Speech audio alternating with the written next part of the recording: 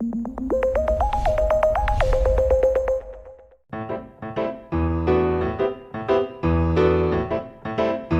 got 3 grandkids, and I strongly believe that we can teach the next generation to garden. Because I taught all 4 of my kids are gardeners, and 2 of my 3 grandkids are gardeners. They call them Garden Guy Junior. And just garden. Anyway, I'm Garden Guy, this Garden Guy Junior. We go around, we plant seed, watch it come up, and we pick grapes and berries till our faces are black. That is the kind of gardening that you can have here. Some things you'll face as you start to garden, especially new folks. You're thinking the weather will stay like this and continue on. It doesn't do that. In the mountains, because of the elevation, it gets violently warm. This goes from 40 degrees to 70 degrees in the afternoon. And it doesn't say that way. Then we'll have a storm that will go to freezing again. You'll see this very high, the temperature swing between high and low is extreme. That's because of the elevation change. That is going to mess with some of your plants. Especially things like your tropical plants. Tomatoes, peppers, eggplants, cucumbers. They will not like being planted now, just so you know. I have a lot of those things because people are wanting them early. They want to start them. I've got folks that plant a big tomato, they bring it outside the garage every day, and every night they bring it back in, or they've got greenhouses, or they're putting plant protectors. They're protecting the plants now. But if you're to buy a tomato or an eggplant or these tropical plants, they like summer.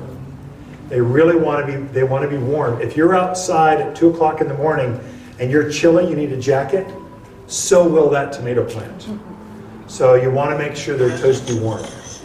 So the locals use Mother's Day as that demarcation line between summer planting and spring planting. Right now, if you're really just going to commit, you really want to put in your spring plants. That's going to be planting your peas. They love the spring. Let it snow. They'll be okay with that. Plant your lettuce, your spinach, your broccoli, your cauliflower. All those things where you're harvesting the foliage or the flower. Like a broccoli is basically just a flower. You're just picking it before it blooms. Broccoli is a flower head. Those things, actually, the flavor comes out when it's cold. So when they start to bolt, they start to go into flower, they start to go off flavor.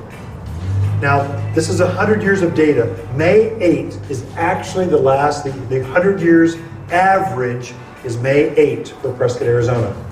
I think it's May 6th in Prescott Valley. It might be May 30th in Mayer. But basically, the end of April, first part of May is the last frost date. Even with that, that's 50 of those years were before May 8th. So the last frost was April 20th. The other 50 of those years, it was like last year. Memorial Day, it's frosting. But the average, it's the funny thing about averages, is about May 8th. Okay, so watch, you want to know that one. Your first frost is going to be October, Halloween. If you're thinking holidays, Mother's Day, Halloween. The actual 100-year average is October 29 is our traditional first frost. That's when you want to be aware your tomato plants will be loaded with tomatoes and there's a frost coming. It's going to take the vines, take the plants. You want to cover those and protect them, trying to get you into that extra little harvest that you can. So know those 2 dates. The other thing you need to watch that'll be different here than it is other places. Our sun is intense, crazy intense sun because of the elevation. So the sun is brighter. I would say some of the plants, if you gave them 6 hours of sun, they'll actually produce for you because the sun is so intense. Whereas other places like the Midwest, or you need it all day sun. Here, the plants will produce an all-day sun, but you can back that up a little bit. And all day is really defined as 6 hours or more. That's enough sun to make an eggplant grow, to make cucumbers grow, to make beans grow. So that'll be different. The other one that seems to be a struggle for folks is the alkalinity. This is a game changer. We have extremely high pH. The reason that is, so you're always measuring your pH in your hot tub. or your pool. Because if you get in the hot tub and the pH is off, you'll enjoy the bubbles, and then you get out and your skin feels like it's going to crawl off. That's if you get that pH wrong. Well, the same thing happens to your plants, to their roots. If that pH goes off, their roots literally will just shut down, and they don't want to grow. The book says the perfect pH is 6 to 6.5, is neutral pH. You'll never get your soil to be that. Don't even try. It's not worth the energy. Our water is so high in pH, so your average pH is probably in the high 7s, low 8s. And it varies depending on your well, or depending on which water tank the city is pumping the water through. It'll vary some. So I've seen as high as 9.2, 9.3 in Chino Valley. That's virtually nothing will grow. When the pH goes that high, it just sterilizes the soil. If you want to kill weeds, give them that kind of water. It'll kill everything. So you're not going to grow your vegetables. They'll stop producing for you. What to do about that? Whatever you do, stop listening to HGTV when they say you need to add lime to the soil. It'll sweeten the soil. This is hard for you Midwest folks. If you're East Coast, they do this a lot, add lime. That's because their soil is very acidic. They're always trying to raise the pH and make it more acidic or more alkaline. We're just the opposite. We're really alkaline. We're always trying to make it more acidic. We're trying to push that pH down continually. And it's your water is the one. Your soil will take on whatever the pH of the water is. It just naturally balances out to that, which is going to be in the high 7s. Well, the symptoms will be your plants will start to yellow. It's midsummer, it's July, into June, leaves are just yellowing. They've stopped producing flowers, or they're shedding their flowers, they're not pollinating, they're not setting fruits. The fruits can have blossom end rot, some things happen. Those are all indications my pH has crept up. There'll be this flood of customers coming in for ironite, iron products. Iron, I need iron. It's yellow, give me an iron. It's really, and I'll give you an iron, but I'll give you an iron that also has sulfur in it, because sulfur is the real secret to bringing that pH, making it more acidic. You're always going to want fertilizers and additives to your soil that makes things more acidic, and that's what's going to keep things green, growing, blossoming, and fruit, getting larger sized fruits. So those are things to watch. If you're not sure or you don't believe, I do sell soil test kits down below that'll let you prove it. I mean, I've done hundreds of soil tests. They all come out the same way. So from all over the county, high pH. So you're just think in terms of don't add lime, add sulfur. You're always wanting to make things more acidic. With that, make sure your soil is prepped well. This is where we get it. Some of you have terrible soil, or Quailwood, Granville, that whole valley area. All you have, you've been given clay and caliche and rocks that float to the top whenever it rains. It's like potatoes emerging up out of the ground. That's not ideal for gardening. Okay, plants don't like that. Some of you, your soil's literally dead. You have not one living thing. You'll dig in there, not one worm, not one mycorrhizal colony. There's no living beneficial things in the soil, and the soil should be alive. A happy plant, the soil, if it's active, will have worms and things are in there, and the plants see that and they go, oh, this is exciting. I'm going to root here. It's got to be good to go. And so they start to root out. Some of you, your backhoe came in, scraped off that 2 inches of topsoil where all that living stuff is, and then they put your footers, your pathway, your driveways, they put all that in, and then they threw fabric over it and rocked it to make sure nothing ever lives there again. You're going to have to maybe remodify or add some new organics, as manures, compost, mulch. You can't get enough of that stuff. So you need to really do a lot of that if you're going to garden in the ground. Now for me, I live above the high school, up in Eagle Ridge, overlooking Prescott Lake. It's that whole area. It's on the north slope. It's the hardest gardening I've ever done. Clay soil on a north slope, so it's cold. I got beautiful views though. Overlook the Dells. It's beautiful. Terrible gardening. I tried to garden. I finally had to abandon it. I just went, I'm going containers and raised beds. And that's what I garden in now. So on this slope, it's a classic 2-story house. You cut the side of the hill out. You know, you drive into the drive with the top story, the basement's down below, TVs are down there. Then you walk out the back and you still go down to the back patios. It's on a grade with a beautiful mountain view. That's what I love about it. It's great. I just put retaining block downhill and then I backfilled the backside with nice soil. Now everything I grow just grows. Trees, shrubs, berries, grapes, whatever. I can grow stuff. The front yard is 2 ginormous raised beds. And then we have over 50 containers of just flowers and pots and plants and that kind of stuff. Lots of pots. We love to entertain. That's our thing. So we have big patios where we just have friends over and barbecue and hot tub and watch a sunset, hummingbirds. That's our thing. And so we decided to go with containers to contain our plants, but also to contain the grandkids so they don't take a flying leap off the patio or has a 6-foot drop off. So it's lots of that kind of stuff. So what kind of soil? Where do you get it from? What do you need? What the book says, you want a 2 to 3 inch layer of organic matter tilled to 1 shovel's depth. Sometimes if you're really English, you double turn it. Okay, we're never going to do that because it's just hard work.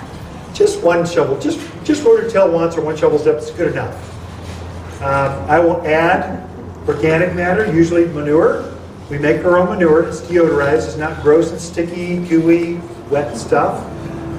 Your Mercedes is not going to smell of manure for the next week because we put a bag of stink in there. It's actually deodorized. And you can work with it. It looks like compost. So you could get ready with that. I really like our mulch.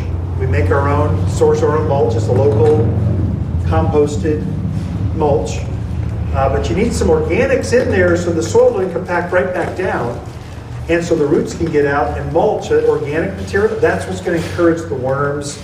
Mycorrhizal colonies will start to build up in there. That's what the real benefit is. Your plants respond to that. If you're doing containers, never mind, I can hold it. I just don't know if the folks on the camera can see it. I was wondering if I could get a chair right here, if I could do that. Use potting soil. This is our growers mix. Here's a secret about soils. Plants don't like to change soil at all. They like consistency. It'd be like you going out of an airplane in Phoenix in the month of August. It's like temperature. You walk outside and just hit you in the face going, oh my gosh, it's a furnace. That's how roots react to different kinds of soil. So you want as consistent as you can. What I tell right here, Kim, thank you. Appreciate that. Thank you much. So this is what our plants are grown in. So if you could take that top layer of your raised bed or the top layer of your big pot, if you make that top layer where you're going to take your seedling and transfer it into that water's potting soil, you have better consistency. Whatever you do, don't layer the mulch and then native earth and layer the manure and then native earth. And don't layer. Plants don't like to go through layers. Blend it so you can have it be as consistent as you can. So when the roots do finally stabilize, they can start to take off and root for you. You'll have stronger, sturdier, faster growing plants that way. Just some school of hard knocks or things I've seen other people struggle with. These are some things that hopefully you'll want to struggle with. Okay? Yeah. You'll also see with containers, you'll see all kinds of stuff online. Be careful what you read online. Not all of it is true. And so they'll say take Coke cans, fill up the bottom, water bottles, fill with styrofoam peanuts. Why would anyone do that? I don't know. Anyway, use some filler so it reduces some of the weight. In Arizona, with this dry, we're about to go into a prevailing southwest wind. It blows nonstop, day and night. It's going to grow. It's going to be 10% humidity. It'll vaporize plants. You feel it in your skin. That affects some of your plants. Here, what you really want, the more soil you can have in that container, the better, the more wicking power, the more water holding, the more fertilizer holding power that soil has. So the more soil you have, the better you are. In fact, for me, what I do in my container garden, this is not a container garden class, just some of you I know are going to grow in pots. I actually put a saucer underneath my containers through the summer, and I'll water it until water goes through the pot and fills up that saucer. And if you've got soil all the way to the bottom of the hole and all the way up to the top, what will happen is if we get real hot in the summer, that water will wick right back up. And you've literally created your own self-watering pot simply because you put a saucer there and it wicks right back up. It'll keep your tomatoes from wilting as much, that kind of stuff. So right now we've actually got 3 growing seasons. You'll want to know what these are. First one starts in March. We'll actually start planting onions and garlic and your leafy things, broccoli, cauliflower. Okay, that'll go until Mother's Day or about the end of June, end of May, first part of June. Then we start our summer planting season. This is the things you like to grow. Pumpkins and eggplants and squash and peppers. That's going to be the things that form a fruit. They do not like frost, and really they don't like cold soil. So it's not just about the nighttime temperature. I actually don't have time to plant a lot of my garden until you all are done planting yours, because I'm here, I live here. And so many times I don't get mine planted until the end of May, first part of June. And I will catch right up like it was, my plants will look just the same size in a month as yours do, and you planted them 3 weeks early. It's all because the soil temperature. The soil temp wasn't warm enough for these tropical plants. You put it, their feet are cold, they're shivering there. Even though it's not frosting, they're sitting there going, it's just so cold. If you wait till the soil temp gets up there, so you get a few more days of warmth, you'll find the transplant success, so these warmer season plants will be better. That'll take you till about August, September, somewhere in there.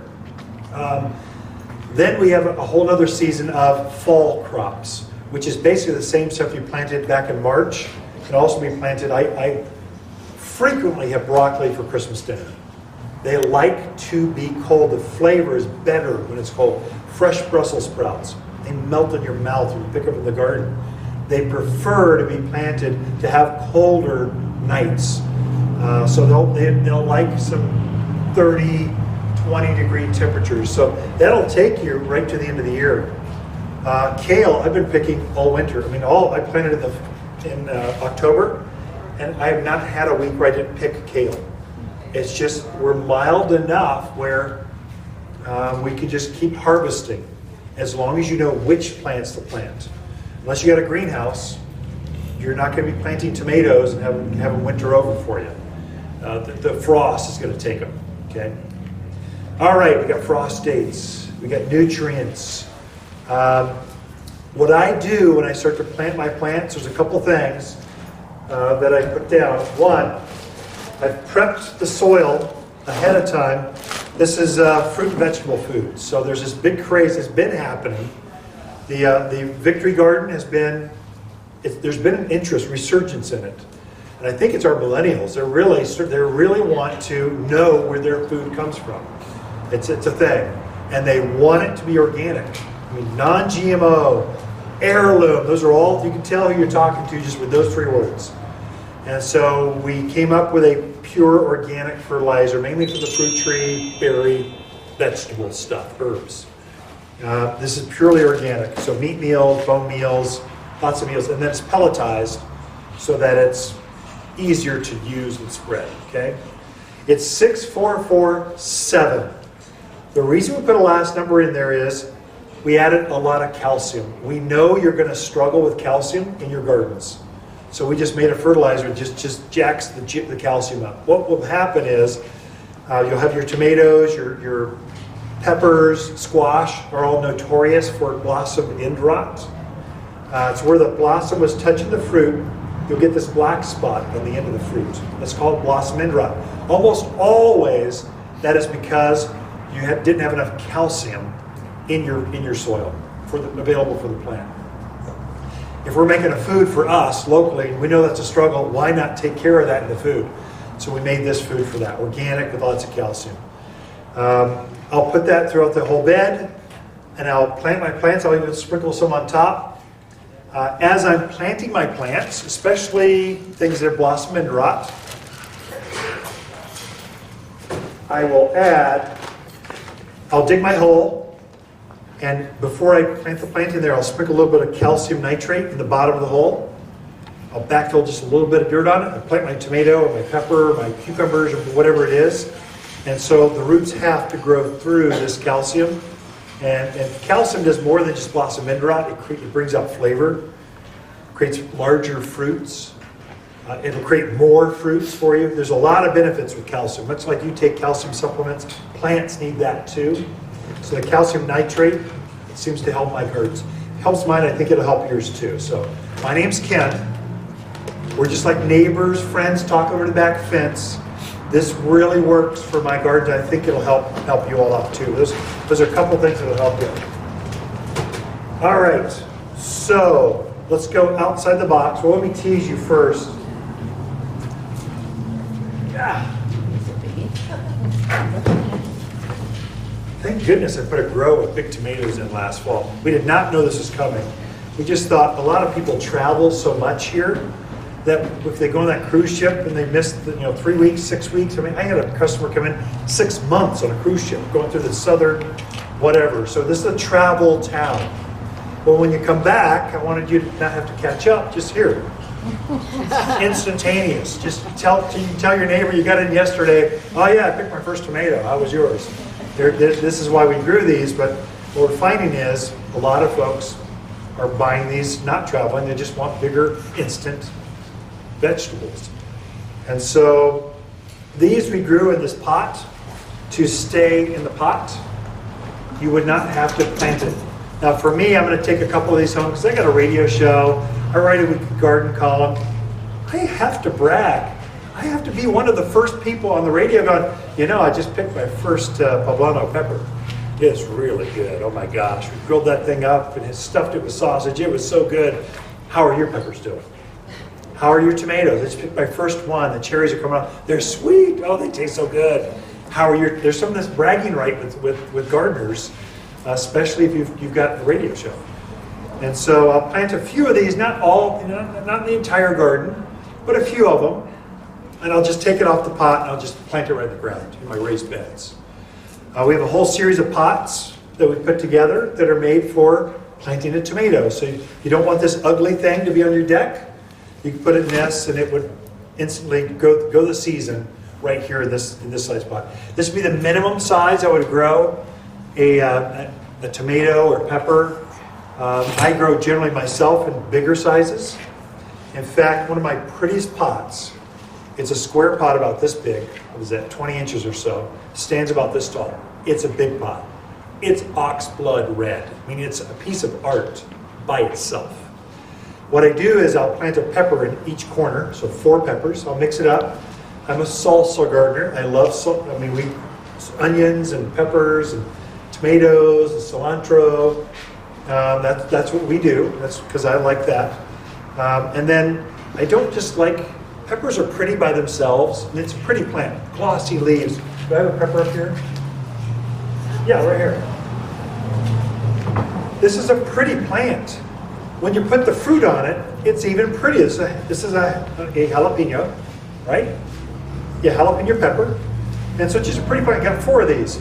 But what I do, just to make it stunning, because my main thing is flower gardening. I love, love, love flowers. I love going out, sipping my coffee in the morning, I deadhead, I commune, I think about the day, helps clear my mind, and then I come to work. That's therapy for me, truly. And some of you like the hose. You just like water. You go out there without the coffee cup. It's just water. It's just therapeutic. There's something about gardening that makes you feel good. So for me, just to make it flowery, this is total cheating. Just here's what I do. I put one of these. I put 4 peppers on each side, and by the end of the season, these Calipricoa or lobelia or there's several. I do flowers that creep and flow over, so it looks like these peppers are erupting out of the flowers, and everyone that comes over to our house goes, "Wow, that's pretty." A tomato plant. I spray paint my tomato cages different colors just for fun. I have a half art. I like the artistry of gardening too. I'll spray paint them red or green or orange or bright blue, whatever, and I'll put them in my containers or in the gardens, and they'll grow up through that. It's pretty.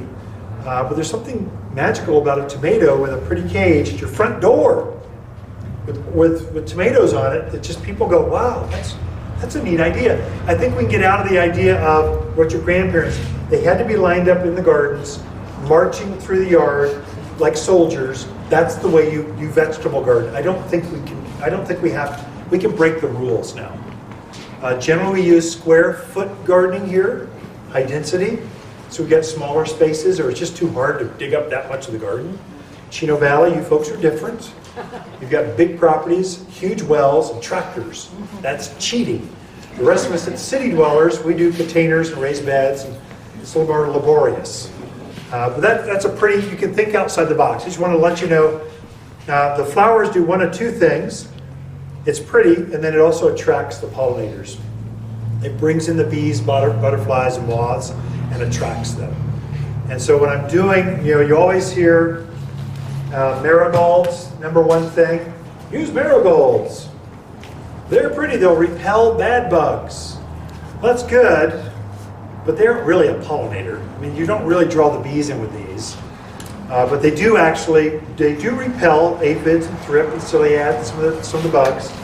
I really like things like this. I look for blues. Bees cannot resist blue flowers. They love blue. That's their color. And yellows. They love blues and yellows. So I try to think through some pretty flowers, because that's for me, that are blues and yellows for the pollinators. And then I find I get better pollination on squash, pumpkins. They're notorious for not being pollinated enough. And so those are little tricks. And then go right inside your vegetable garden. Whatever your garden is, you can add just a few of those, and all of a sudden you'll find more activity and better production, better pollination of your vegetables. Okay, just an idea. Hey, Ken, can we go back to the calcium? Yeah. Morris here has a question that I think might be something that everybody would be interested in. I'd like to know if the calcium is the same thing as Epsom salts. Yeah, Epsom salt, so that's a Midwestern thing. East Coast does Epsom salt. It's a good question, Morris. I don't use Epsom salt because it's not rated for gardening, really. I mean, Epsom salts are great, that's fine. I'd rather use something that's got a label for a garden, and I can read the back going, use this much per square foot. When I first started the radio show, I'd take in call-ins, I would try to do home remedies. The old Jerry Baker, remember him? He's long since gone, but great, I mean, just entertaining, a wealth of garden knowledge. What I found was, back in the day, when there was only one dish soap, Joy, or whatever it was gone, you could have a home recipe. Now there's 8 dozen, and that's what's on the grocery shelf, and there's 3 dozen more out off of Amazon. There were so many variations of which ones had which strength, citrus, where there's the flavor. I was having customers burn plants up. They get it too strong, and I couldn't get the right recipe right. There's too many variations with all the products. So I went, okay, I'm only going over the shelf, proven garden products. That's what I'm going to recommend. So Epsom salt's not on the approved garden list, Morris. So calcium nitrate. Okay. Great question, though. I'm also, isn't that pretty? That's a tomato. It happened to fall off of a plant, so I wonder if it's starting to go. I thought I'd take it home and see if I could get it to ripen up on the kitchen shelf. I don't know. We'll see. Okay, now I got derailed. I forgot where I was at. Oh, we can live outside the box. So that idea, taking it forward, I use a lot of these kinds of plants. I love beets. I had my grandkids come over the holidays, and their thing is, the second they hit the door, I have this closet full of presents, little tiny cheesy 99-cent things. It's not about the present. It's about unwrapping. It's about Pop-Pop's closet of gifts. So they come and go, and they go, can we go pick something? Instant. I don't care what time of year. They want to pick something. And so I've got beets in my backyard. We went out in January. Pop-Up, can we go pick something? I don't think I have anything. Let's go look. Let's go see. And this was still growing because it's a winter-loving plant. Popped it out, sure enough, a beet came out. They were just awestruck. They're going, whoa, that's the coolest thing ever. And so, but I really planted for the foliage. It's just pretty. Things that are darker in color, purples, blues, the yellows, they're very high in antioxidants. Superfoods, I mean like super healthy foods. This is one of those superfoods. It truly is. Your lettuce, you can get a head of lettuce at the grocery store that's green anywhere, but have gold, purple specks in it. They can be beautiful. You can't find those at the farmer's market. You got to grow them yourself, and so they're healthier for you. And so I use them in my flowers. You put this with, I don't know, what do I got here? You put those two things together, you got yourself a garden, a container garden. So you'll see in my garden, in my containers, I've mixed or blended vegetables with my flowers, not to help pollinate, it's just because it's pretty, and then it helps me, I got edibles throughout the yard, which is pretty too. Okay, use that, I use Swiss chard. Use Swiss chard a lot, beets a lot, lettuce a lot, spinach. It's pretty, there's pretty foliage. So you can blend it up, think outside the box, and it's acceptable. Herbs, I use a lot of herbs in containers. So things like, I'm going to say that later. Snakes are starting to come out, so I put a little section on plants that repel snakes, if you want to go that direction. I just because I was bored, I came up with that. So anyway, here's an herb I could cover. So we're going to eventually get back to where we can start to entertain. I love these taller rosemaries. There's a whole series of very hardy rosemary. You can't just grow any rosemary up here. Some of them will die. They don't winter over for us. But you know where you can find the hardiest varieties of rosemaries, right? Waters Garden Center. Thank you very much. Thank you very much. Okay. This one happens to be Tuscan Blue. Sometimes they'll call it barbecue rosemary because it puts on these very long stems. If you want to wow your garden friends, pick this stem off, peel off the foliage, leave just a tusk at the end, skewer your chicken or your pork, and they will use it as a skewer, and the flavor permeates from the inside out. It's like my mouth's watering thinking about it, and it is awe-inspiring to your friends. They're just going, you're the greatest gardener ever, and you know how to cook on a grill. So that's just an idea. This isn't edible. All rosemaries can be used in the kitchen, whether it's prostrate or ground cover, or these upright shrub varieties. They all taste the same, but you use them, how they grow is a little different. So an idea for you. I can't wait to the backyard barbecue. I just cannot wait to have family over, having a few friends, sipping a glass of wine. I just can't wait. I'm tired of being quarantined. And I'm tired of helping customers. You gotta always think bubble. It's like you're always doing this. It's like mentally wears on you at the end of the day. Okay, so let's just go down the list here. Yeah, you know what a pepper is. You know what a tomato is. Here's a secret with tomatoes. Tomatoes are one of those few plants that you can plant deep and it will root more. So if you look up and down the stem of a tomato plant, you'll see hairs. If you're to plant this in the ground, I would literally plant this I'd almost pitch off all of these bottom foliage so that I could expose more of this stem, so I could literally plant it that deep. And then all those hairs will turn into roots. Do not do that with your peppers. If you look at too much soil on top of an eggplant, it wants to die. If you get you'll get crown rot like that. But tomatoes are one of those unique plants where you can actually plant it deep. You'll encourage more roots, which means more produce, more harvest for you. That's one tip I can give you. Second on tomatoes, stay away from the really big tomatoes, like brandywine, beef steak, anything that has any big in it.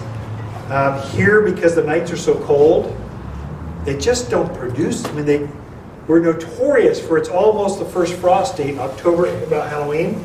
You haven't picked one tomato yet it's loaded up with green tomatoes, and we're about to have a frost tonight. I like to grow medium-sized or smaller fruits. I love the cherries, beef snakes, sweet 100s, yellow pears. They're beautiful.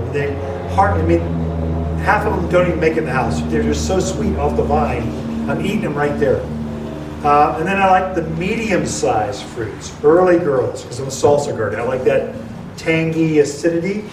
I like Champion, Cherokees, German greens, anything that's medium-sized or smaller fruits, you'll find that you have better production. It's only because the night times get so cold, it's going to produce for you. Trust me. If you're a Brandywine person, you've always grown that, you grew that with your grandparents, do it. Just realize you're going to be covering that thing at the end through November to get your first tomato off. And it'll be a beautiful slicer, but it just is harder to produce. That's the thing. We do actually have a lot of peppers. We specialize in peppers. The main reason is I like peppers. That's the only reason. So this one happens to be a Scorpion. Has 1 million Scoville units. This is, look at it, it burns your face off. That's what this is. But some people are liking to grow the crazy hot stuff. I like to grow jalapenos, Anaheims, Serranos, Poblanos, the medium range pepper, the spicy, but flavor spicy, not crazy spicy. And then we have a whole series of sweet peppers. I'm not a sweet guy. I think my mother stuffed too many of them, made me eat them. That it just kind of turned me off to sweet peppers. But if that's your thing, they grow here. More sun, the better. Peppers love hot sun. They just like sun. We're notorious up here for your peppers start to grow. They aren't setting fruit, because it's not hot enough. They tend to start setting a lot of fruit about the 4th of July monsoon rains. We have this rain event that happens every July about monsoon time, about Independence Day. And we'll get these afternoon clouds. You can just see your whole garden kind of go, oh, finally, the heat's off. You just got to get your gardens to survive June. June is the hardest growing month here. It's not January, it's June. It's because of that prevailing southwest wind, no humidity, that just things get weepy. Your tomatoes, they're all talk. Tomatoes are a bunch of crybabies. They just sit there and weep at the end of the day. You try to water them, but when the monsoons hit, the cloud cover comes, humidity goes up, you just see the whole garden kind of go, oh. And they take off again. Fertilize them right then before the rains. You'll get a whole nother burst of growth out of that garden. Okay? So peppers, tomatoes, pepper. Can you take a couple more questions? I was going to do those at the end. How am I doing on time? I'm doing fine. Hold those questions. Hold on. Otherwise, I'll let the floodgates, because there's more people here than there are online. Hold on. That's not Morris. Morris says you should quit picking on him. I love it. Okay, so I brought this just because totally as a tease. Strawberries. They are so much sweeter when you pick them off the vines. They just taste better. That last couple days on the vine makes all the difference. That goes for apples or peaches or cherries or tomatoes or pepper. It just tastes better. I use strawberries a lot in my container gardens. A lot of folks like Vinca or Alyssum or things that flow over. I love to use strawberries because they're so aggressive. They love to put on those long tendrils and they flow down, and they're pretty. That's just a pretty plant. And then when the grandkids come over, they eat until they can't find any more strawberries.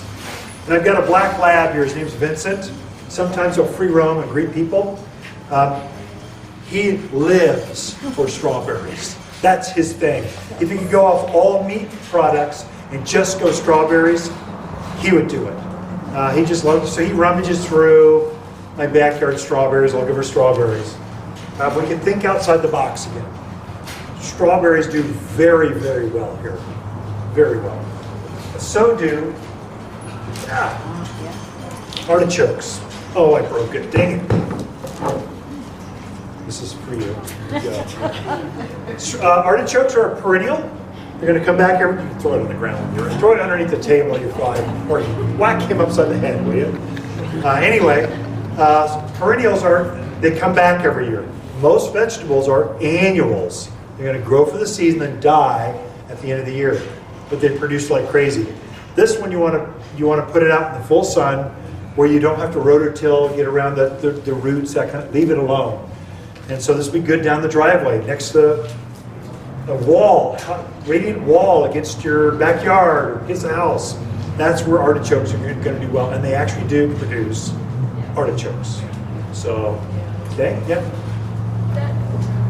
Will those get eaten by javelina and deer? So, will these be eaten by javelina or deer? I don't think so. I've seen them in my neighborhood growing right out there where we have packs of them running around, and they haven't gotten after them. Whether they'll eat the fruit piece as it forms, I don't know. I don't know that part.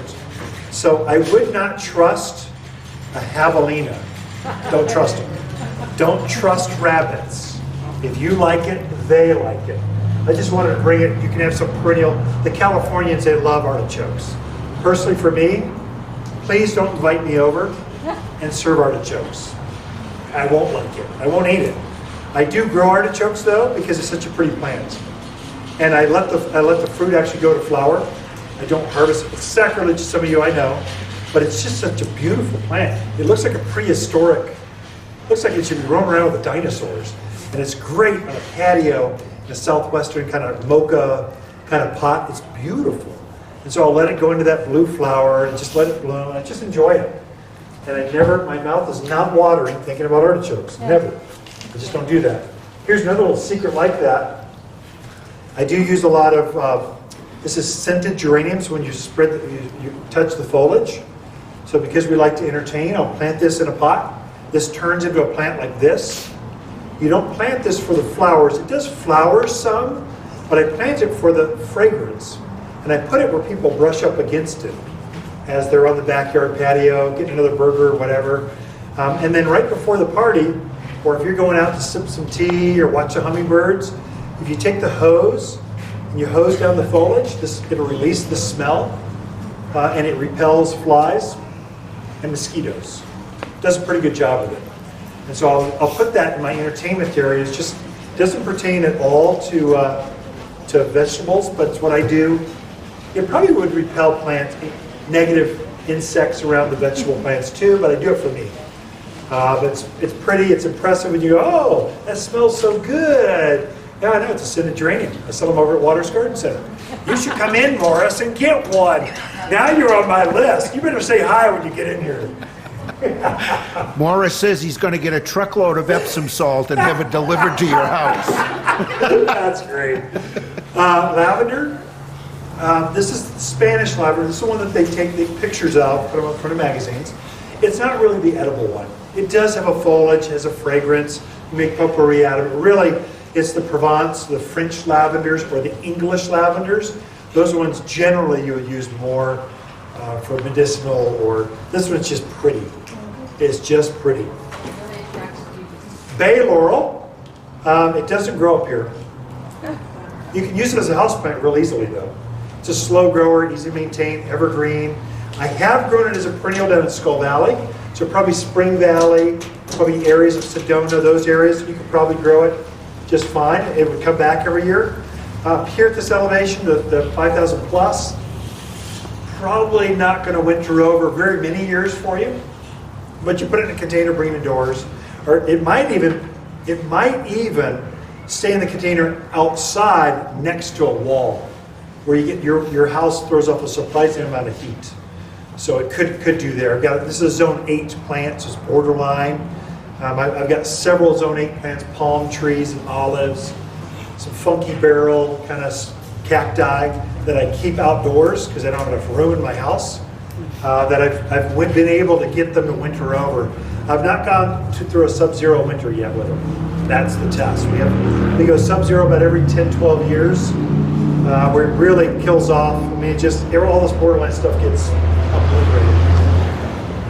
Okay, now let's go for snake-repelling plants, just because I got to get it out of my system. Please, please. Okay, so rattlesnakes are coming out now. All snakes, bull snakes are coming out now. And they migrate 2, 3, 5 miles. They're simply passing through. So if you see one, kind of leave them alone for a bit. You southern guys, come on. Leave the shovel in the garage just for a little bit. See if they'll go past. Keep your garage closed. They seem to like the garage. Probably they're just moving out to the rock pile way out there. That's where they'll keep the mice and rats down out there.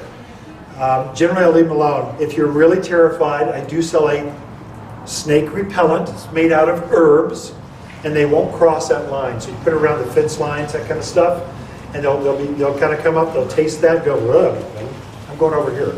They do that. If you want to plant some plants that keep snakes from getting into your garden, your yard, some ideas. They don't like these things. Snakes do not like creeping thyme. They don't want to go across it. Fragrant stuff. They don't go across onions, chives, garlic. They don't go across those. They don't like camping out in that. So if you plant that in there, it'll keep the snakes out. They do not like curry. Grows really, really, really well here. It's an evergreen. Mine looks like this big right now. It's beautiful, and it was that all winter long. So it's got that classic curry fragrance, but snakes will not go through that. They don't like it. How many people are scared of snakes? Let's just do it. Oh, half the group. How many really like snakes? The freakish ones. I love it. I was playing with a garter snake a couple of years ago, on camera, of course, trying to get YouTube video. This is captivating. And I'm playing with him, talking to him. He's trying to bite my face. Little tiny snake with an attitude. Now, come on. I let him go. I actually took him home and I let him go in the yard. So I like snakes. Let's see, I had some others. Those are some, what else? They will not bother geraniums. Probably they would not bother your rosemary and lavenders because they're really fragrant. They're not going to bother that either. So you can plant those in a hedgerow or get a garden-esque kind of look, and they're not going to bother that. All right. So now we're down to questions. Let's start with Morris. Does he have one? Morris says artichokes are a great plant to attract the bees. Oh yeah. Oh, very much so. Great idea. Especially when you let them go into bloom. It's blue. They love the color blue. Frequently, I'll plant rosemary in my gardens where the fruit trees are. It's got a blue flower, and it blooms about when the fruit trees bloom. March, April, rosemary blooms. It just brings the bees in, so they naturally go to the almonds and the peaches and the apricots and nectarines and the apples and the pears. They just go to the cherries. It brings them in. So you can trick bees into coming into the gardens. Okay? What else? There was something else. Yes, in the back. So when we bought our house, they already had a garden bed. Yeah. And soil in it. So I'm wondering how far down, what plant aid, how much spacing. Yeah. Okay, great question. So her question for you folks online, she just bought a house. She's got 3 big garden beds. She wants to know, how do I prep the soil? Should I replace some, add some? What do I do? Right? Right. Okay, here's what I do. So I've got lots of containers and I have lots of raised beds. What I do is I want fresh potting soil, brand new potting soil in my containers, at least that top layer where the roots are. So I'm going to dig down in there, and wherever I see those roots, last year's roots, I want those out of there. Old roots are bad for plants. There's actually a chemical reaction that keeps other plants from growing in that space. Especially as they compost, as they decompose in that soil, they'll limit how aggressive those plants can grow into that soil. So old soil, bad. I'm trying to purposely take some out so I can add fresh water's potting soil. Okay? I'm taking that old potting soil and I'm adding that to my top layers of my big raised beds. Because I got tons of raised beds. So I don't want to waste the organic. I want to keep that. I just want to compost it over there. Then I'll take whatever's broken at the garden center. I just take topsoil, potting soil, mulch, manure, it doesn't matter. I take that home because I've already bought it. You don't want to buy it, so I go use it in my gardens. And so I'll just take it, I'll go a 2-3 inch layer of organics. I also compost, matting compost, and I'll turn that to 1 shovel's depth, and I'll add I'll add this fertilizer, the fruit vegetable fertilizer, and I would start planting just like that. I would just start going. If I could, I don't know how big these beds are. If it's a smaller bed, I would take the potting soil, and I would have fresh potting soil, just that top layer where I'm going to take those starts. I would have at least that much, just straight potting soil. I wouldn't blend it. I wouldn't turn it in. Just straight potting soil, and I'd plug those plants right in there just so they would take off with new growth. You know, really, especially if you struggled with some of your beds, it's not consistent. Just do that; it'll be a game changer for you. Your success rate will go off the charts. That one bit of advice. Does that help you? And the soil under that bed, Ken, under that top foot or so, mixed potting soil under there? Well, Whatever. I would till it to 1 shovel's depth or turn it to 1 shovel's depth. But if it's a really deep bed, I wouldn't worry. I wouldn't let it go. I just go. I don't care anymore. That's too much work. Okay. As long as I have drainage, as long as the water's going through the bed, I would go. It's just too much. It's good down there. Don't overthink it too much. If you've got raised beds and gophers, before you fill it, I might line it with chicken wire or something. Just keep them from coming out because gophers are bad here. Okay, in the back. And is it too early to plant pole beans? So, is it too early to plant pole beans? Yes. Really, you're planting peas right now. What I do is I'll plant peas, and then when I harvest the peas, because they grow so fast, they love spring, about the time they're done, it's warm now, and so I'll pull those up and I'll plant my beans right behind it. Because beans are a summer plant. Really, you plant those after Mother's Day. It's a tropical kind of plant. Right in front. Yep. Okay, if you have a 20-gallon container, should you put gravel in the bottom before you add the dirt? Yeah, I would not. I would just go straight potting soil. I would not put gravel in the bottom of containers. They're thinking that that'll keep the soil from falling out of the holes. What happens is the second you water the potting soil, it swells up. It just automatically, it doesn't fall out. Just water it enough. So that I would go straight potting soil. Yeah. So since she has the container, so no gravel or anything in it, but do you still put the if you're doing a container, you still put the organics, the mulch or whatever. Good. in the Okay, container sorry. Or not? Let me straighten that out. So she's going, okay, container gardens. So do I also add the manure and the mulch and stuff to my pots? No. For that, okay, so what a potting soil is, the science.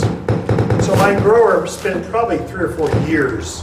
These guys they have an illness. They should be medicated. All growers should be medicated. They sit down at night, they're thinking, how that soil's getting a little bit wet. I wonder what I could do to make it drain just a little bit better, but not too much. This is like a razor's edge, good potting soil. You want it to stay moist, but not too moist, or you'll get damping off or rotting. You'll get yellowing, wilting. So there's this razor's edge, and this is a desert climate. It's very, very dry, and so it dries out more than other places. So he had to up the peat moss a little bit more, and so he's been working on this recipe for many, many years. This is what he came up with. This is made to plant directly into. So we'll fill up a tray. We'll take our plugs, plug it, or our seed, go ahead, and it just starts growing just like that. And so this is what our plants are grown in. So fill the pot up with that. No more need for manures or anything else. The manure and mulch and that kind of stuff, that's made for out in the yard, in a raised bed or big plots where you got tractors and you're plowing, tilling stuff. That's when you're going to add that layer. Does that straighten that out for you? Yes, I think so. Okay. I'll be here. You're never done preparing your soil. It's something you do every year. You're doing this every single year in the front. Yeah, okay. We just had a raised bed being it's about 5 feet. Nice. 2.5 feet tall. Yeah, nice. They put soil in it from someplace. Yeah. And it's not bad soil, it's big soil. But Sure. So you're telling me I should mend that soil with the potting soil and then add the vegetable food? Yeah. So if you're going to a dirt yard, actually it's not even a dirt yard, it's a rock yard. They got a rock yard, and they're paid to dig out stock tanks. Okay, so we got this cattle country, which looks rich, but it's silty. So then they've got free access to unlimited horse manure. So it's always got manure. Usually it's fresh, you never know. And they've always got free access to wood chips. That's called a garden mix. Silt plus wood chips plus manure equals garden soil. It is terrible stuff. Doesn't drain very well, doesn't grow stuff very well. So I've struggled with it. I sell up a lot of community gardens, so I've got interest in truckloads of soil to get in there. If you're going to fill up a bin, might I give a plug to Wilby's Compost. Wilby's, W-I-L-B-Y-S, Wilby's. He takes the racetrack. What is that? What are you doing to me? What? Well, I now have 2 yards in this 5 by. Oh, you're freaking out over there. You gave me Carl's number. Oh, Carl's got great stuff. Yes, This- but do you add, now that's the thing, so you call Wilby's, you have this raised bed, do you add anything to it? Nope, I just fill it right in the bed. So But I'm sorry, folks online. You should have seen her expression. She's going crazy on me. So anyway, Wilby's, I would use it as filler. Now his stuff drains really fast, almost too fast. But it's better to drain too fast than not drain enough. Soggy, wet roots, plants don't like that. And so Wilby's, it drains a little bit better and it's affordable. You get a lot of it. But what I would do with that is I would take the top layer and I would add the water's potting soil. I would just use Wilby's as a filler to get your 2 feet. I mean, that's a lot of soil. And the top 7-8 inches, I would just use water's potting soil and I would start plugging plants into that. That's how I would do And it. use the fertilizer. I would use the fertilizer no matter what. And the calcium. And the calcium stuff, yes. Yeah. Let's go in the back, yeah. I'll try to go this way, this way, this way, this way. So I'll try to be fair, but I lose track, yeah. Okay, yeah, I bought a couple of blueberry plants in here about Yeah. a month ago. Yep. I want to put them in pots, but they're a pot about this size here. Right. Yeah, I wonder what need you to put down in? Oh, good question, great. So just to reiterate, okay, so he's got a blueberry, or blueberry plants, he wants to put them in pots. That's a great choice. And they're pretty, they're just a pretty plant. I grow blueberries in a pot about that big around, about that deep, 18, 20, 22 inch. It's going to be a big plant. It's going to turn into this beautiful plant. What to plant them in, blueberries are very acid loving. They're not going to like our water, they're not going to like our environment. So the way to compensate that is put it in the water's potting soil. The main ingredient in that is peat moss. Peat moss is extremely acidic. And so blueberries will love that. And so just fill the pot up, 18, 20 inch pot with potting soil, plant it right in there, wait. And if they're small plants, put some flowers around it for the first year. Next year, they're going to be this big. There won't be any room. It'll be all blueberry when you get done. So that's how I do it. We can talk offline. They're loaded with blueberries right now. Nice, enjoy. That makes my mouth water. More than artichokes. Movies coming tomorrow. Yes, Are you going to get any more artichokes in? I will get more artichokes in, yeah. So we're trying, here's what's going on, folks. So the supply chain is being totally disrupted by the virus stuff. So yeah, agriculture is a essential service. That does not mean your employees show up. So you can maybe stay open, but if your employees revolt or they can close you down. So that's happening at the breeder level. They're the folks that create the plugs, the starts, and seed. And you'll order a tray of like 244 peppers, whatever it is. You take that to the growers, and they actually bump them, get them in a bigger, they'll get them into this size pot or whatever. They're plugging them. And then they flush them out. Well, that supply chain, because some of those employees are gone, or they just don't want to show up. They self-quarantine, or unemployment is better than working. All kinds of mixtures with that. And so we're seeing this is a trickle-down effect that's happening. So there's not enough plants. You mix that with edibles are more popular than ever with consumers. People they know this is going to be a year-long process. We're not going to get out of this in May. We're going to social distance for a year until they come up with a vaccine. This is how we're going to live for a while. We better figure out how to wear a mask and social distance and use Purell. This is how we live for now until they come up with a vaccine. That's just reality. And so employers have to deal with this as well. And so people are going, you know what, if I'm not going to travel for a while, I'm going to grow my own food because it's therapy. I think people are about to strangle the dog or kick the kids or whatever. They're still crazy. So outside, get you fresh air. It helps you meditate. It's therapy. Plant. This is a living, breathing thing. There's actually science behind gardening's good for us. We're made, designed. Genesis 1, Adam's made, 2 garden. Man, it's right down from the beginning. So I think there's some of this where this pent up, I want to be outdoors. You can only binge watch Netflix so long, and then you got to go outdoors. And so we're seeing this wave of customers. We've got more customers, more sales, more. I don't know what I'm going to do. I can't get enough plants. And so if you see something that you like to grow and you're waiting for a 6-pack to come in, I would encourage you, don't wait. It may not be here. I'm not guaranteeing anything this year. We're trying to expand the network so we can find more growers. If they got it in the greenhouse, we're taking it. I don't care what size, charge me any price. I just want it because I can't find it anywhere else. I cannot find parsley. There's no parsley. I don't know where it is. It's always been available, always. I'm telling you. This I get 2 of them left. That's it. I hope I can find it later. So that's the kind of year that we're in. Just so you know what's happening with the plant supply chain. It's the same thing as a teepee thing, which is stupid. I don't understand it, but it's happening. Okay, over here. Okay, Get off my soapbox. My whining. pack rats. Yeah, pack rats. Oh my gosh. I grow in containers. Yeah. And like my strawberries lasted Yeah. 2 minutes. After they were ripe, they were gone.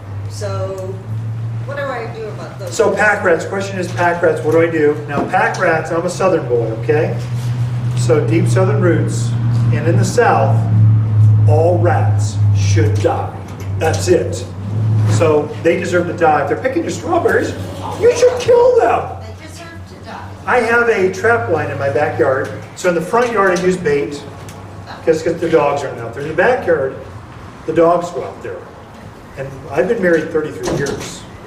If a dog dies because they ate poison in the backyard, it's over. I don't care how many years you got. I am out. So I have to be really, really careful in the backyard. And they're my dogs, too. So I use traps. It's a rat trap.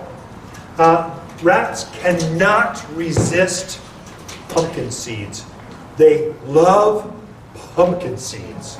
If you go down to Sprouts and get them raw, not cooked, whatever, it doesn't matter. They can't resist pumpkin seeds.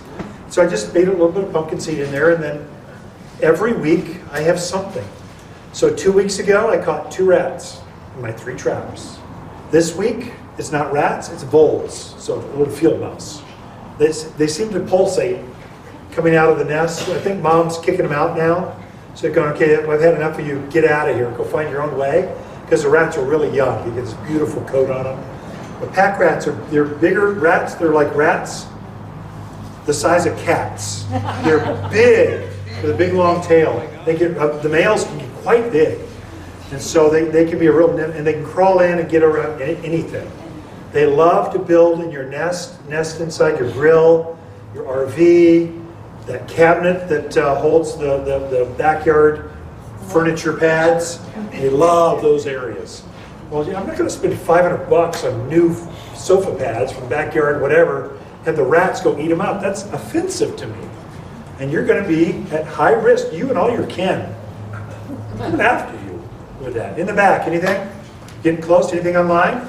Morris, one last chance. No, wait a minute.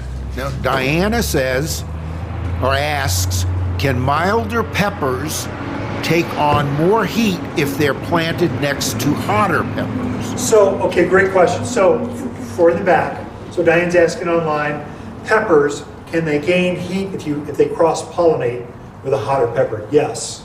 But here's what mainly happens with peppers. Here's what causes them to become hot.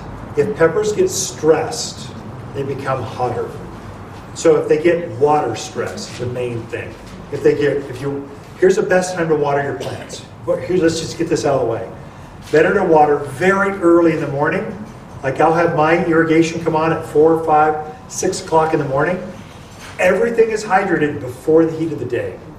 So my plants don't become stressed. I don't want, And the fruits will actually shrink as it gets hot.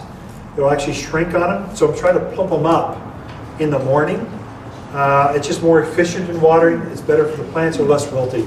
And I have sweeter peppers. I think that'll help you more than anything else. That applies for onions. Some of the more bittery garlics become more bitter like that, they get stressed.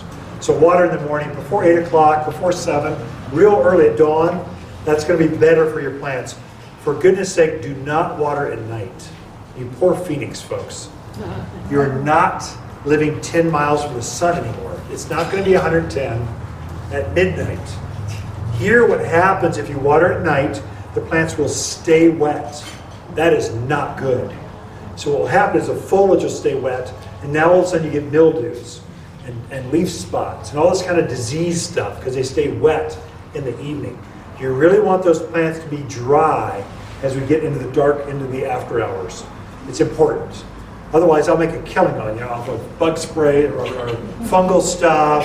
There's solutions to it, but the easiest thing for your friends, you just tell them water in the morning so plants are happier, flavor's better, and you'll have less disease in the evening. That's a curse because of our information comes out of Phoenix. That's a myth that we have up here. You don't do that up here. That's what you do down there. And that's why you don't live down there. It's just too dang hot. Who lives down there? One last question in the very, very back, and then I'll hang out, okay? And how much water do you give in the morning? So how much water do you give? I got a whole class on nothing but watering. I can't go that deep. But generally speaking, your trees and shrubs once a week. Things that are shallow rooted, like tomatoes, pepper, your edibles, they're shallower rooted. You're probably going to water those every day. And how much? It just depends on how you spray, whether it's a soaker hose. I use drip emitters. So I'm watering 15, 20 minutes every day in the morning. On my containers, I've got adjustable heads, a drip system with an adjustable head, 0 to 10 gallons per hour. And I adjust that depending on the size of the pot that I'm doing. And there I'll water it until I see water come out the bottom. So I'll just kind of monitor it early on. Go, oh, it took about 20 minutes. That's how. Then once you figure out how long to water, you never change that. It's always the same. Then all you ever change is how frequent, how often should I have it come on. Once you know how long it takes for water to go through the root zone, you never have to think that calculation again. It's the same every single time. Now, as the days get warmer, you have to water more often. Right now, I'm watering my containers a couple times a week. It's more than enough. But as we reach 80 degrees or so, I'm going to have to up my game. I'll probably have to water a little bit more. And your plants will help you with that. Your pansies. Pansies are a great canary. They're so talkative. So I'll plant some of those out there. And so if they get cold, they wilt. If they get dry, they wilt. If you look at them cross-eyed, they wilt. They're crybabies. Then you water them, they perk back up, go, oh, just kidding, I'm okay. So sometimes you look at certain plants will be more talkative, and they'll tell you when they need to have more water. Your tomatoes can be pretty talkative. Look at them, they'll kind of go, oh. You don't need to water tomatoes. You get home at the end of the day, it's 5, 6 o'clock, and they're kind of going, I'm just so hot. And it's sundown's about to come in like an hour. Don't water them. Let them get some big boy panties on. Come on. The sun will go down. They'll perk right back up going, oh, I'm okay now. And then wait to water them in the morning because you don't want a tomato. A tomato wants to get a disease. So if the foliage touches the ground, they'll get a disease. If a bird lights on them, they'll get a disease. If a bug eats them, they want to get a disease. So if you let them stay wet in the evening, they're going to get disease. So bring them wilt. There's all kinds of things that happen to them. So I try to keep all my tomatoes pruned up off the ground, and all of them are caged so that I can control the disease mainly. With that, thank you for being brave enough to be here. We are starting to identify people by their mask. I think another week or two we'll be able to go, oh, how you doing? We'll know who you are. Right now it's my voice, the sunglasses, there's other cues. But I got identical twin girls. You don't pick up on their face, you pick up on other things, their hair, their clothes. You're trying to identify just because that's how you identify identicals, because they look the same. But I can name them. I just know who they are. And we're starting to do that with you all as well. So Thank you for being. I'll let you clap, and then I'll release you as well. Thank you all.